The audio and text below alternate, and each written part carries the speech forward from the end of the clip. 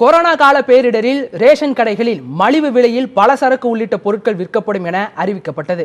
அவற்றை வாங்க மக்கள் ஆர்வம் காட்டாததால் தேக்கமடைந்து கெட்டுப்போய் விட்டதாக தற்போது புகார் எழுந்திருக்கிறது. அது குறித்த ஒரு பிரத்யேக தொகுப்பை தற்போது பார்க்கலாம். கொரோனா ஊரடங்கின் போது பொதுமக்களுக்கு மளிகை பொருட்கள் எளிதில் கிடைக்கும் விதமாக ரேஷன் கடைகள் மூலம் மலிவு விலையில் விநியோகிக்கப்பட்டது. அதன்படி துவரம்பருப்பு, உளுத்தம்பருப்பு, மிளகாய் வத்தல், சமையல் எண்ணெய், மிளகு, மல்லி உள்ளிட்ட 19 வகையான மளிகை பொருட்கள் 500 ரூபாய்க்கு விற்கப்படுகின்றன. தொடக்கத்தில் இதற்கு நல்ல வரவேற்பு கிடைத்தாலும் பின்னர் பொருட்களின் தரம் குறைந்ததால் அவற்றை வாங்குவதை தவிர்ப்பதாக பொதுமக்கள் காரணம் கூறுகிறார்கள். கஷ்டப்பட்டு 500 ரூபா சேமித்து கொண்டுட்டு போய் வாங்கினா அது எந்த பொருளுமே தரமான பொருள் கிடையாது. பூராமே அது வேஸ்ட்டு. புழுகு, வண்டு, பாசம் பூச்சி அது வேஸ்ட்டாக தான் குப்பையில் கொட்டுற மாதிரி தான் இருந்துச்சு. அது நல்ல பொருள்களே கிடையாது. அது கொடுத்து எங்களுக்கு எந்த பலனும் கிடையாது. பொதுவாக ரேஷன் கடையில் கொடுக்குற பொருள் எதுவுமே யூஸ் பண்ணுற மாதிரியே கிடையாது. வேஸ்ட்டான பொருளை தான் தர்றாங்க. நாங்களும் மனுஷங்க தான், நாங்களும் சாப்பிடணும். இருக்கிற சூழ்நிலையில் 500 ரூபாய் எதுக்கு வேஸ்ட் பண்ணணும்னு சொல்லி நாங்கள் பலசர கடையிலேயே கொஞ்சம் கொஞ்சமாக வாங்கிக்கிறோம். மலிவு விலை மளிகை தொகுப்புகளை வாங்க மக்களிடையே ஆர்வம் குறைந்ததால் கோடிக்கணக்கான ரூபாய் மதிப்பிலான பொருட்கள் ரேஷன் கடைகளில் தேங்க தொடங்கியதாக தெரிகிறது. அவற்றில் பெரும்பாலானவை கெட்டுப்போய் விட்டதாகவும் கூறப்படுகிறது. பல இடங்களில் பொருட்கள் விற்கப்படாத நிலையிலும் அவற்றிற்கான பணத்தை செலுத்த ரேஷன் கடை விற்பனையாளர்களுக்கு நெருக்கடி கொடுக்கப்படுவதாகவும் குற்றச்சாட்டு எழுந்திருக்கிறது. மலிவு விலை பொருட்களில் பூண்டு, உளுத்தம்பருப்பு, துவரம்பருப்பு எளிதில் கெட்டுப்போவதால் அவற்றை இருப்பு வைப்பதில் சிரமம் இருப்பதாகவும் விற்பனையாளர்கள் புலம்புகிறார்கள்.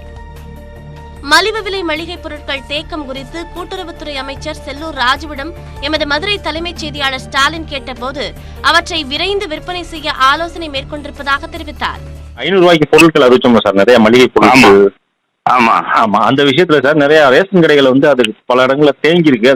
சேஸ் ஆகல இல்லையே. இல்ல சில வித்துருக்கா சார்? பூராம வித்தாச்சு. நம்ம ஏற்கனவே பல தடவை சொல்லிருக்கோம், எங்க விற்க முடியலையோ மற்ற இடத்துல வித்த மாவட்டங்களுக்கு கொடுத்து விட்டுருங்க. உங்களால விற்க முடியல, கொடுத்து விட்டுருங்க. பின்னமா 2 மாசத்துக்கு முதலே சொல்லிட்டோம். இன்னும் அவங்க அந்த மாதிரி இது இல்லை.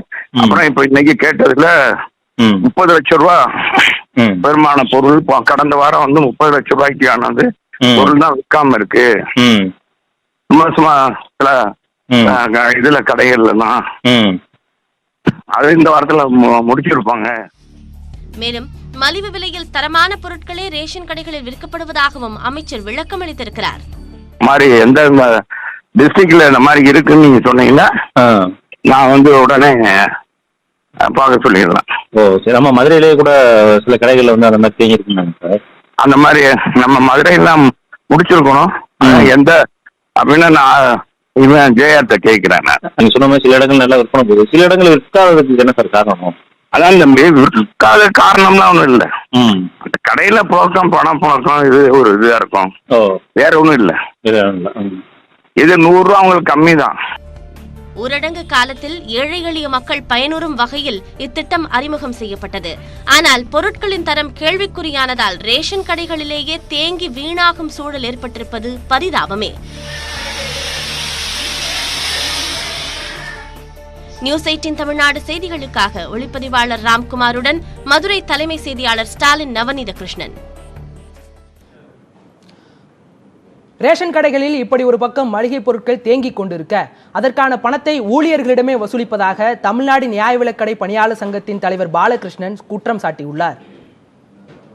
தரமற்ற பொருள்களையும் வெளிச்சந்தையில் மார்க்கெட்டில் விற்கக்கூடிய விலையை விட கூடுதலாக விற்கக்கூடிய பொருள்களையும் ரேஷன் கடைகளில் வைத்து விற்கச் சொல்லக்கூடிய போக்குகள் அதிகரித்துள்ளன. இதன் காரணமாக மாநிலம் முழுவதும் பல்வேறு பணியாளர்கள் சொந்த பணத்தை அதற்காக செலுத்த வேண்டிய நிர்பந்தத்திற்கு ஆளாகியுள்ளார்கள். நிர்வாகம் சப்ளை செய்த அந்த பொருள்களை மீண்டும் எடுத்துக்கொள்ள மறுத்து வருகிறது. ஆகவே ஒவ்வொரு பணியாளரும் தன்னுடைய சொந்த பணத்திலிருந்து அதற்கு பணத்தை செலுத்த வேண்டிய துர்பாக்கிய சூழ்நிலைக்கு தள்ளப்பட்டுள்ளார்கள்.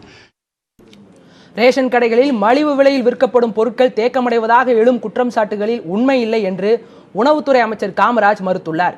நியூஸ் 18 தமிழ்நாட்டு தொலைக்காட்சிக்கு பிரத்யேக பேட்டி அளித்த அவர் ரேஷன் கடைகளுக்கு அனுப்பப்படும் உணவுப் பொருட்கள் அந்தந்த மாதத்திலேயே விற்று தீர்ந்து விடுவதாக விளக்கம் அளித்துள்ளார். கூட்டுறவுத்துறையின் மூலம் வழங்கப்பட்டது, அதில் எந்த விதமான பிரச்சனை இல்லை. இப்போ நம்ம கூட அதை நான் வாங்கி என்னுடைய சொந்த பொறுப்பில் நான் சென்னையில் பல இடங்களில் கொடுத்தேன்.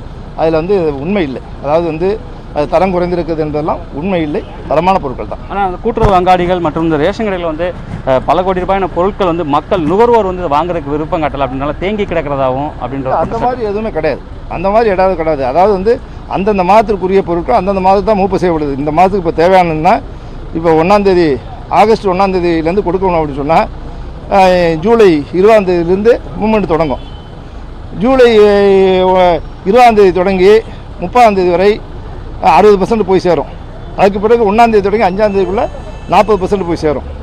இதுதான் ரேஷன் அந்த சிஸ்டம். அதனால் அப்பப்போ அந்தந்த மாதத்துக்குள்ள பொருட்கள் அதுக்கு முதல் மாதம் அந்த 10 நாட்கள் 15 நாட்கள் தான் மூப்பு செய்யப்படுகிறது. அப்படியே அந்த விட்டு முடிந்துவிடும்.